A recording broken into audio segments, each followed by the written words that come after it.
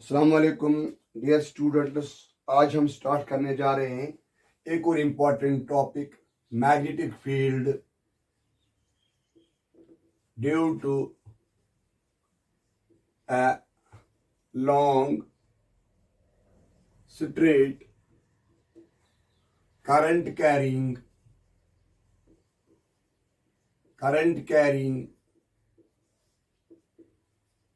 conductor. As far as this question is concerned, it is very important for both CBSE exam as well as NEET and JEE, because at the end of the question, I will discuss some very important results that will be directly asked in NEET or in sometimes in JEE. ठीक है कि नहीं? First of all, I will go for the derivation. Derivation is important for CBSE students. Now, I have taken the conductor this. इस conductor में मेरे बच्चों current चल रहा है आई, और हमने पॉइंट ऑफ ऑब्जर्वेशन लिया है यहां पर पी पर, और पी जो यहां से लेकर यहां तक at a distance of D, जो डी है, D is the perpendicular distance between long straight conductor and point of observation.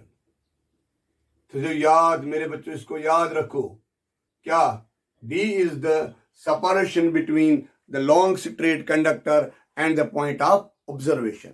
ठीक है मेरे बच्चों. इसके बाद मैंने यहां पर कोई एक पार्ट ऑफ कंडक्टर लिया है जिसकी लेंथ है डेल्टा एल, और ये जो बनेगा ये बनेगा IDL. इसको बोला जाता है करंट एलिमेंट, और मुझे इस करंट एलिमेंट का सबसे पहले यहां पर निकालना है मैग्नेटिक फील्ड. कहां पर? एट पॉइंट डी पर. मैं लाइन लूंगा यहां से लेकर यहां तक, और मैं कहूंगा मेरे बच्चों ये जो सेपरेशन ये आर है, ये जो ये लेंथ ये एल है, मैं लिखूंगा therefore delta B is equivalent to mu not IDL sine of theta whole divided by 4 pi into R square. ये मैंने यूज किया मेरे बच्चों, मैंने बायोट साविट लॉ ऑलरेडी मैंने आपको वीडियो नंबर 2 में पढ़ाया है.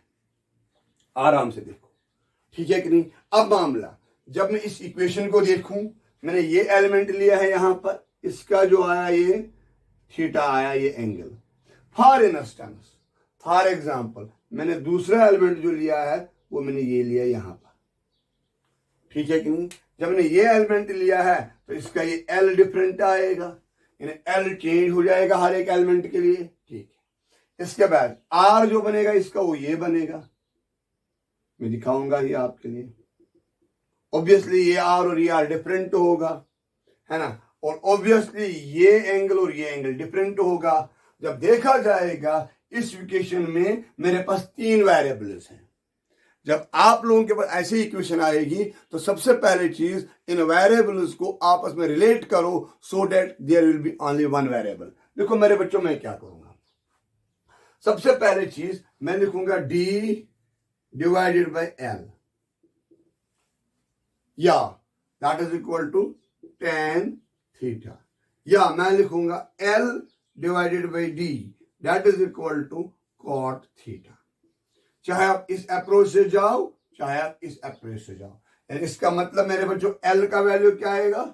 D cot of theta. ठीक है कि नहीं. जो ही आपको L का वैल्यू निकला है वो क्या निकला है? L D cot of theta. अब इसको हम करेंगे differentiate both sides with respect to theta. DL by D theta that is equal to D cos x square theta, लेकिन नेगेटिव. क्यों?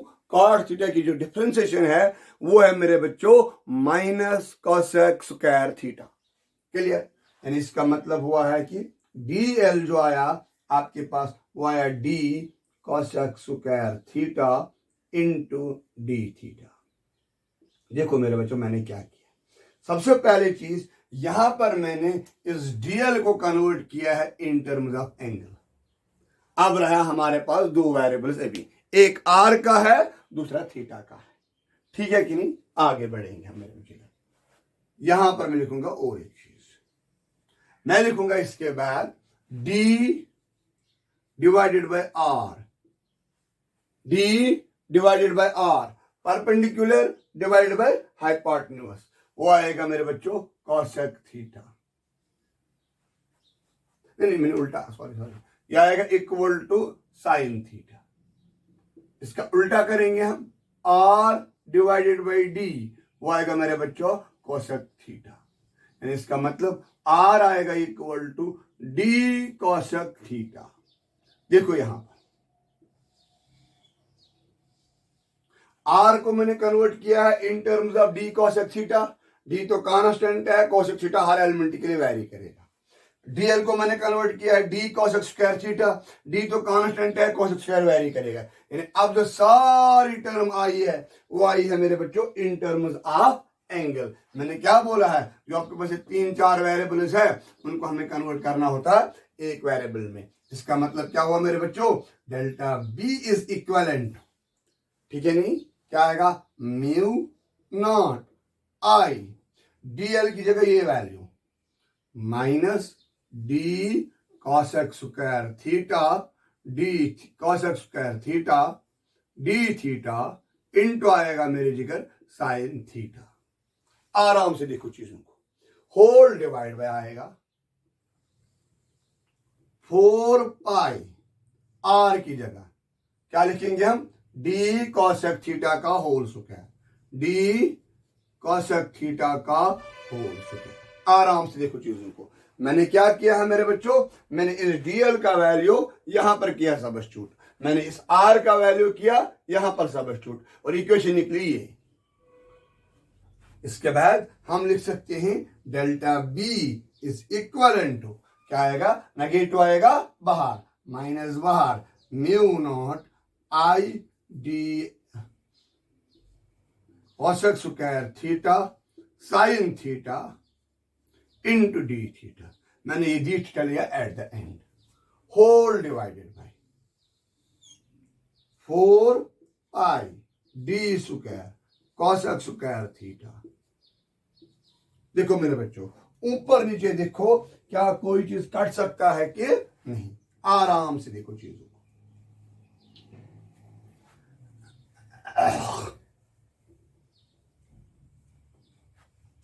क्या कटेगा, शाबाश, ये एक डी कटेगा आराम से, ये दूसरा डी कटेगा, बचा यहां पर डी, यह कोसेक स्क्वायर सारा कटेगा, यह कोसेक स्क्वायर सारा कटेगा, हमारे पास जो बचा है शाबाश ये डी एक यहां पर बच जाएगा। जो हमारे डेल्टा बी का जो वैल्यू आया है वो आया है mu not I sine theta D theta whole divided by 4 pi D.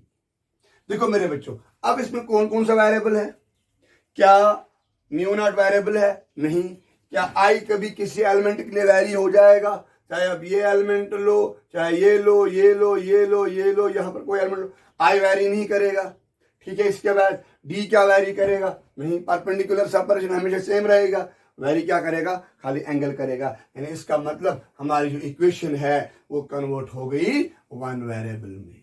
जब इक्वेशन होगी कन्वर्ट वन वेरिएबल में, हम क्या करेंगे, टोटल मैग्नेटिक फील्ड बी जो आएगा वो आएगा इंटीग्रेशन ऑफ, हाँ नेगेटिव साइन यहां पर आएगा, minus mu not I sine of theta D theta whole divided by 4 pi into D from minus theta 1 to plus theta, upper limit और lower limit, क्योंकि ये जो माइनस थीटा 1 होगा ये नेगेटिव होगा, दूसरा क्योंकि एक साइड से बनेगा ये क्लॉकवाइज में एंगल, दूसरे साइड में बनेगा एंटी क्लॉकवाइज में एंगल। क्या आएगा मेरे जिगर, नजर रखो। इस टर्म में सबसे पहले हम देखेंगे कौन कौन सा चीज कांस्टेंट है। ये सारी चीजें क्या है मेरे बच्चों, आराम से देखो, कांस्टेंट।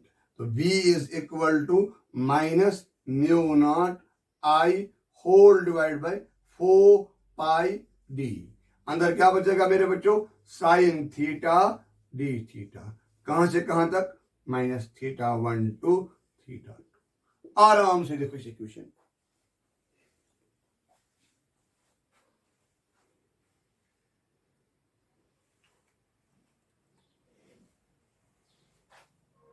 आराम से देखो चीजों को।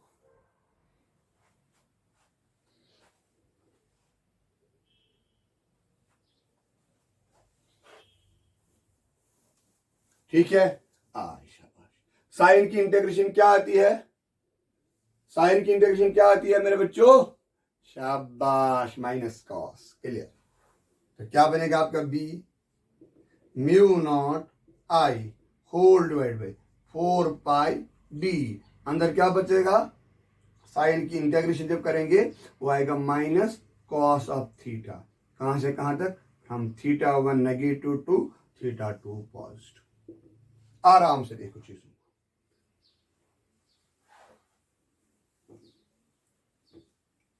देखो इसके बाद क्या आएगा मेरे बच्चों? b इज इक्वल टू किसके बराबर आएगा? Mu not I whole divide by 4 pi D.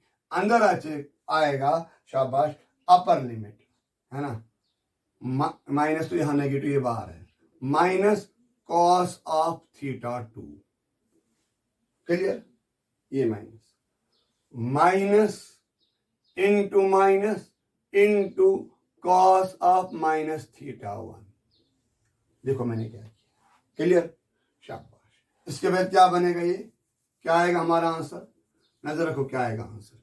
b is equal to mu not I whole divide by 4 pi D. अंदर क्या बचेगा माय डियर स्टूडेंट्स? शाबाश, minus cos of θ2। Negative into positive, लेकिन cos minus theta होता है बराबर minus cos theta, इसलिए बनेगा माइनस कॉस θ1। और एक बार नेगेटिव इंटू नेगेटिव हो गया था पॉजिटिव, ठीक, लेकिन cos of minus theta is equal to minus theta, minus cos theta वो यहां पर आएगा। नेगेटिव निकालो बाहर, नेगेटिव निकालो बाहर, ये बनेगा यहां पर positive. b is equal to mu not I whole divide by 4 pi D. अंदर बचेगा cos of θ2 plus cos of θ1। Clear? ये मैंने ये एंगल लिया। क्या लिया मैंने? ये एंगल। देखो मेरे बच्चों क्या किया मैंने ये और ये लिया। ये मेरे बच्चों मैंने लिया है सपोज θ2, ये मेरे बच्चों मैंने लिया है θ1। क्लियरली? ठीक है कि नहीं? लेकिन इसको मैं और एक टर्म में कन्वर्ट करूं। अगर सपोज मैंने ये लिया है φ1, क्या लिया मैंने? φ1, ये जो एंगल बनेगा ये बनेगा 90 माइनस φ1। जब मैं ये वैल्यू यहां पर डालूंगा तो ये बनेगा मेरे बच्चों साइन थीटा। और ये एंगल अगर मेरे बच्चों मैंने लिया है φ2, क्या लिया मैंने? φ2, ये एंगल जो मेरे बच्चों बनेगा ये बनेगा 90 माइनस φ2। वो चीज जब मैं यूज करूंगा, b can also be equal to mu not I whole divide by 4 pi d into sine of φ2 plus sine of φ1। लेकिन याद रखो जो φ1 और φ2 है यह angle at the point of observation, लेकिन जो θ1 और θ2 है यह angle with the conductor and the direction of the direction with which we move, with which we calculate the magnetic field। Clear? इस तरह से हमारे पास ये इक्वेशंस आई। ठीक है डियर? शाबाश। इसके बाद क्या करेंगे हम? b is equal to mu not I whole divide by 4 pi d. इसके बाद आएगा शाबाश cos of θ1 plus cos of θ2 plus cos of θ1। देखो अब हम बनाएंगे कुछ स्पेशल केसेस। क्या बनाएंगे हम? एक एक स्पेशल केस हम बनाएंगे इस इक्वेशन के अंदर। पहला स्पेशल केस,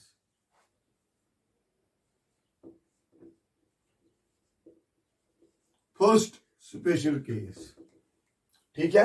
पहला स्पेशल केस जो हमारे पास है वो ये है कि मैं लूंगा जो P है वो है मिड पॉइंट, जो P है वो है at the centre of the rod, current carrying conductor, and इसके साथ rod is infinite long, infinite long. देखो क्या हो जाएगा, ये जितना बड़ा होगा इतना एंगल छोटा होता जाता है। देखो देखो देखो देखो देखो देखो, समझो ये मैंने यहां पर ये लिया है, सपोज ये मैंने पॉइंट ऑफ ऑब्जर्वेशन लिया है, एक एंगल ये बनेगा, दूसरा एंगल ये बनेगा, तीसरा एंगल ये बनेगा, चौथा एंगल ये बनेगा। आप देखते जाओ, एक साइड में आएगा ये ऐसे चला जाएगा, और एक जब मैं यहां पर जाऊंगा ये यहां पर ऐसा आ जाएगा, है कि नहीं? जितना ये बढ़ा जाएगा theta will tend to 0, theta 1 is equal to 0 and theta 2 is equal to 0। क्यों? ये मिड पॉइंट पे। ठीक है मेरे बच्चों, जितना हम दूर दूर जाएंगे इतना एंगल क्या बनेगा? ये 0 बनेगा। यानी इसका मतलब जो b का वैल्यू आएगा वो आएगा mu not I whole divided by 4 pi d। अंदर क्या बचेगा मेरे बच्चों? cos of 0 plus cos of 0, cos 0 1 के बराबर। b का वैल्यू आएगा मेरे बच्चों mu not I whole divide by 4 pi d into 2, निकलेगा answer mu not I whole divided by 2 pi d।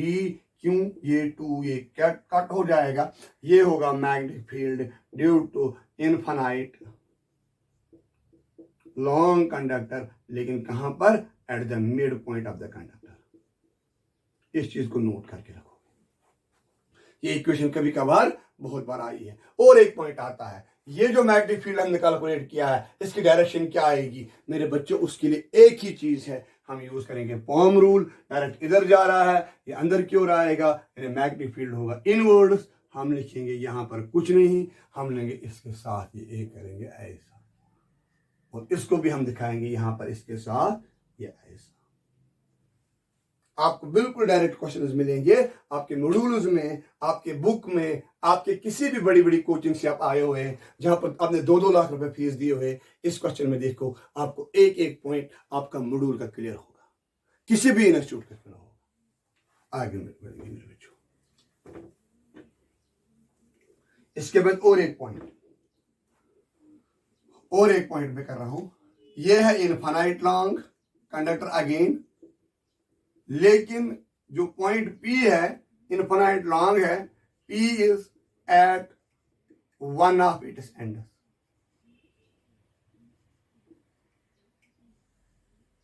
एक साथ में सारा कर रहा हूं, एक स्ट्रोक में सारा करूंगा मेरे बच्चों में।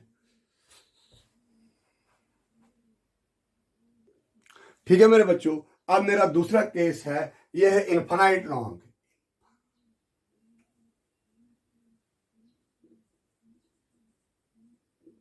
Infinite long conductor, point P is at one of its ends. कैसे बनेगी शक्ल? ये मैंने जो पॉइंट P लिया है वो यहां पर मैंने लिया है। ऑब्वियसली जो आपको पहला एंगल बनेगा वो क्या बनेगा? 90, लेकिन दूसरा क्या बनेगा? पहला थोड़ा कम एंगल आएगा, फिर और कम हो जाएगा, फिर और कम हो जाएगा, एक स्टेज आएगा ये ऐसा बनेगा, इसके पैरेलल में आएगा। यानी इसका मतलब है जो थीटा 1 का वैल्यू आएगा वो 90 डिग्री आएगा, जो थीटा 2 का वैल्यू आएगा वो मेरे बच्चों 0 आएगा। क्या आएगा? 0। इसका मतलब b का वैल्यू क्या आएगा? Mu not I. इसके बाद क्या आएगा? Whole divided by 4 pi d। इसके बाद क्या आएगा? शाबाश, कॉस ऑफ 0 ऐड होगा मेरे बच्चों कॉस ऑफ 90 डिग्री। कॉस 90 किसके बराबर है? 0। ये क्या बनेगा? 0। ये क्या बनेगा मेरे बच्चों? 1। तो b is equal to mu not I whole divide by 4 pi d into 1। Clear? तो यानी क्या बनेगा मेरे बच्चों? b is equal to mu not I whole divide by 4 pi d। लेकिन ये क्या है? शाबाश, इनफाइनाइट लॉन्ग कंडक्टर है कि नहीं? लेकिन point is at one of its ends. Clear? शाबाश, आगे बढ़ेंगे हम इसका और एक केस पढ़ेंगे,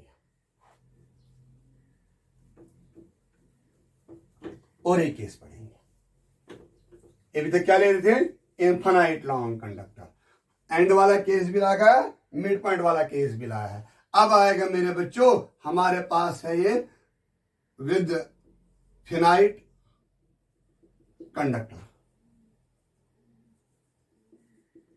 फिनाइट लेंथ है इसकी, है कि नहीं। सपोज जो लेंथ है वो एल के बराबर है। किसके बराबर है? एल के बराबर। और जो पॉइंट पी है वो है एट मिड पॉइंट। क्या है वो? Eight mid point. यानी इस तरह से ये वाला केस, ये आएगा L/2, ये आएगा L/2, ये आएगा मेरे बच्चों D, ये होगा मेरे बच्चों θ1, ये होगा मेरे बच्चों θ2। लेकिन इस वाले केस में point is at mid point, θ1 का जो वैल्यू आएगा वो θ2 के बराबर आएगा, वो θ के बराबर आएगा। जो B का वैल्यू आएगा वो आएगा μ0I whole divide bye 4πd। अंदर बचेगा मेरे बच्चों cos ऑफ थीटा, ऐड होगा cos of theta. cos theta plus cos theta किसके बराबर आएगा? ट्वाइस cos थीटा। तो यानी इसका मतलब हुआ है B is equal to μ0I twice cos of theta whole divided by 4π into d। यानी 2, ये 2 और ये 2 बचेगा। जो B का वैल्यू आएगा माय डियर स्टूडेंट्स वो आएगा क्या? μ0I whole divided by 4π d into cos of theta. Sir कल अगर थीटा में हमारे पास नहीं वैल्यूज होंगे तब क्या करेंगे? देखो मेरे बच्चों तब क्या करेंगे, कुछ नहीं करना है तब। देखो तब क्या करेंगे, यहां तक हमने कैलकुलेट किया है। जरा एक काम करो, मुझे ये L/2 है, ये D है, ये हमारा R है। मुझे बोलोगे अब cos थीटा किसके बराबर आएगा? शाबाश, L divide by 2 base into hypotenuse. यानी cos of theta is equal to L divided by 2R। लेकिन सर अब हमें इस R का वैल्यू पता नहीं है। वेरी गुड, हम यूज करेंगे PGT। R is equal to आएगा मेरे बच्चों, शाबाश, L/2 का होल स्क्वायर ऐड होगा my dear students D square.